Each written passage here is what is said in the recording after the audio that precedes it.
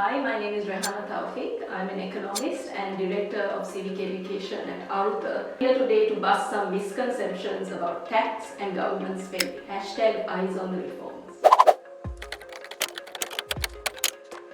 Yes, in a general sense, direct taxes are supposed to be more progressive than indirect taxes. Now in 2021, if you look at Sri Lanka government revenue, 23% of it was direct taxes, whereas the rest was collected through indirect means.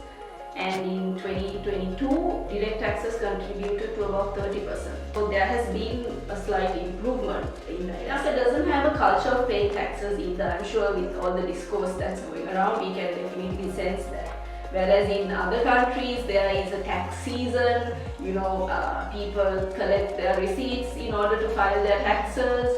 So it's a big thing there, but in Sri Lanka, the tax day usually comes and goes, and most of them are otherwise. In 2021, there are only about 50,000 odd taxpayers, which, in a country with 22 million people seems a bit ridiculously low, right? There has to be improvements in tax administration to cater to a wider tax base. So they need to digitize the tax collection system so that it's easier. The tax department also has to do their sort of role in making paying taxes more service oriented. Because right now it's not like that, right? People who pay taxes are treated in a very bad manner.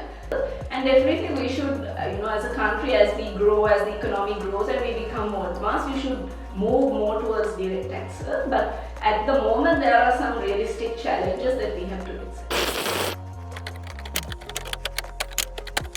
Actually, no. Now the TIN number is mandatory for everybody who is 18 years and older. So if you have turned 18, you have to obtain a TIN. Now the TIN is also mandatory for certain other things like bank account, or if you want to purchase a vehicle, they are now made it mandatory that you have to furnish a TIN number. But just because you have a TIN doesn't mean you have to pay that.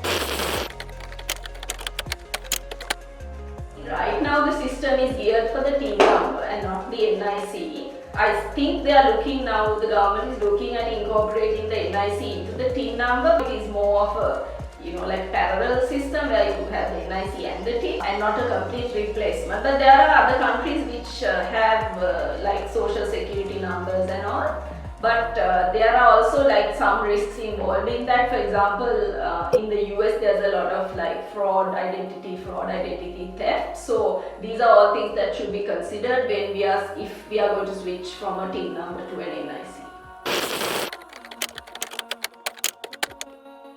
I'm definitely not denying that corruption is a big problem. We all know, we all face it. I don't completely agree with this notion that public money, everything is stolen. Is public money stolen? There's generally, I think we tend to sort of imagine a politician running away with bags of money, but that's actually not how it happens.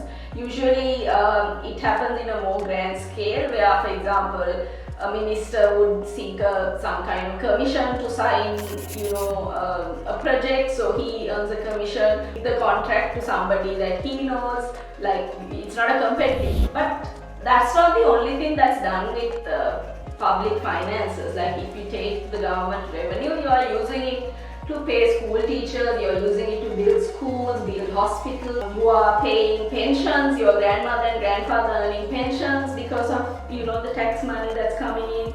We have roads, we have street lamps, drains. Not that all of this is in perfect condition, but the public resources are going for that as well. Because of this, I don't think it is fair to say that all the money is stolen.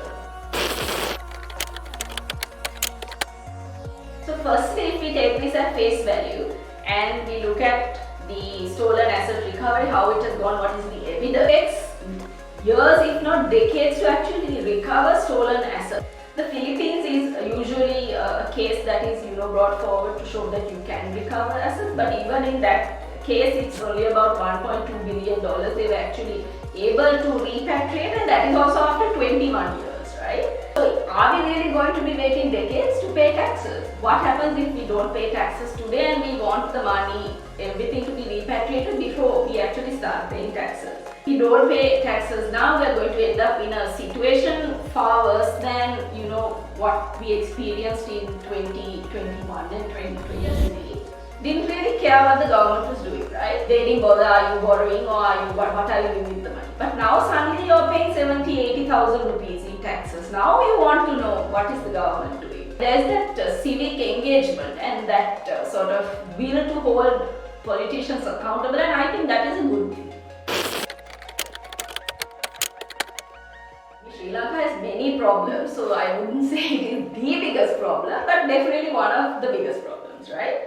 Tax collection definitely needs to be reformed. If we don't collect taxes properly, we have to then rely on debt to finance the government spending. And obviously, we know the consequences of that. It's not sustainable, and ultimately, if we continue to go down that path, we could even go into another debt. Earlier, we could also borrow cheaply, because we were a low-income country, but now we are not a low-income country. So also we have to consider the cost of borrowing as we have to, the trade-off is really not between paying taxes and not paying taxes. Really, the trade-off is between taxes and debt. Do we pay taxes or does the government spend for this through debt? That is the trade-off. Because obviously you can't maintain these public resources without adequate taxation. Consider the Sri Lankan economy, I generally like to describe it, if I can just paint a picture. Just imagine a really like a broken down house, or what we say in Sinhala, kambal gedara.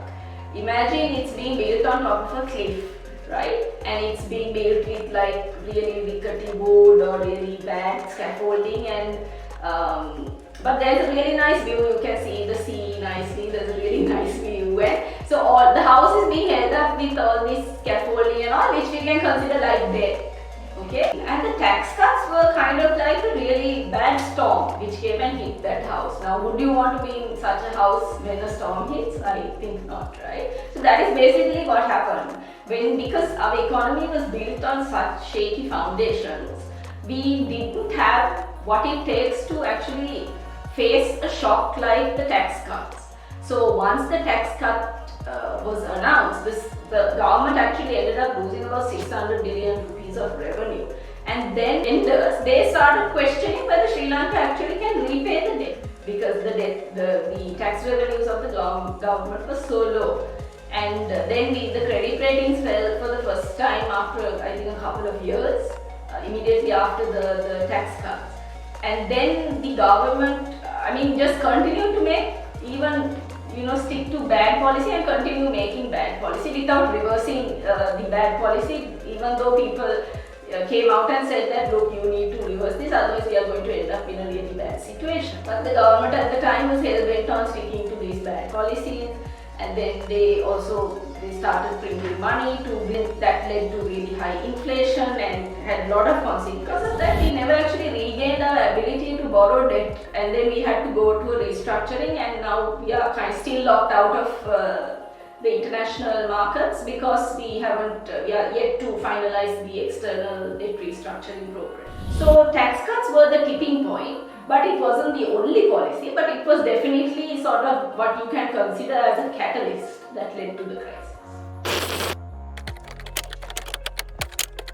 It's not possible to track every rupee of taxation, because generally what happens is the tax money goes into what's called the consolidated fund, which is like a pool of money, and then the government spends from that. So I would say we are not spending sufficiently on certain aspects. For example, we spend a lot on highways, pump a lot of money into loss-making state-owned enterprises like Sri Lankan Airlines. And Sri Lanka, the airlines is not something that majority of people use in Sri Lanka, but the government is propping it up. Whereas public transport, which majority of people are using on a daily basis, gets very little investment and attention from the government. Is the government spending this optimally? Can it do better with its limited resources? Absolutely, I think it can. The government really has to go back and rationalize its expenditure and look at what are we spending on. Also goes back to kind of what is the role of the state.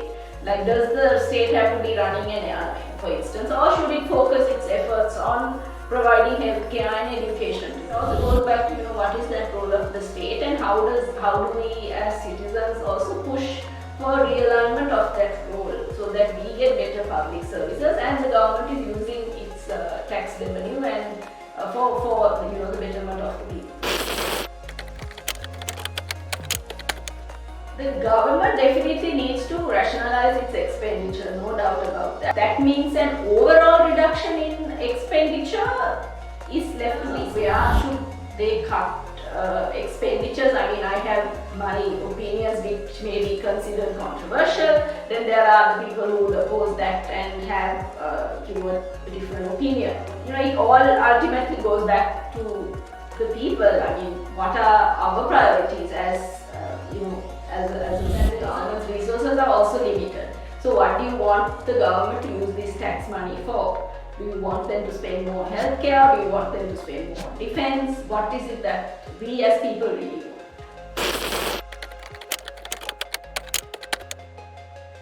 So the problem is not really the salaries. It is about whether we are spending it optimally, right? We have too many public sector staff, like there are, in terms of absolute numbers, there are way too many, right? Something like 1.2 million public sector employees in a country with 22 million people, and actually only about 8 odd million in the labour force. Sri Lanka spends about 27% on salaries, 27% of public spending is on salaries. Now if we compare to other lower middle income countries and South Asian economies, we spend more than countries like India or Nepal or even Bangladesh. But we spend less than other countries like Bhutan or Cambodia.